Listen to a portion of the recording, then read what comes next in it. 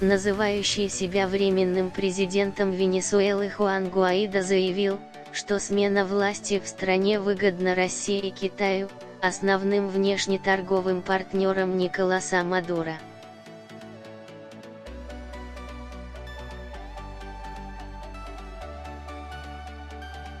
Гуаидо утверждает, что уже пытался наладить коммуникацию с Москвой и Пекином.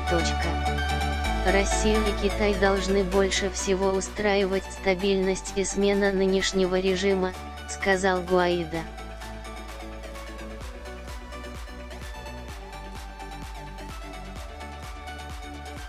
Мадуро не защищает интересы Венесуэлы, он не защищает чьи-либо инвестиции, а потому не должен быть выгоден для этих стран, цитирует самозванца агентство Reuters.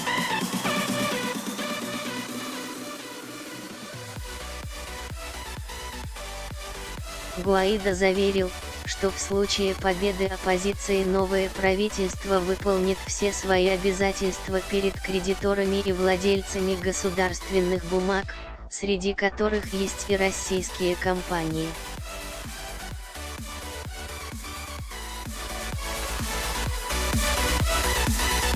А вот Италия отказалась признать госпереворот в Венесуэле.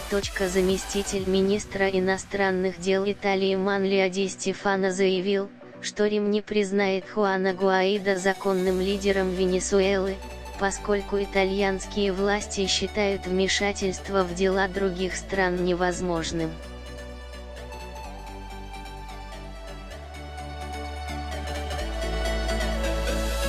Об этом сообщает итальянское издание Il Giornale.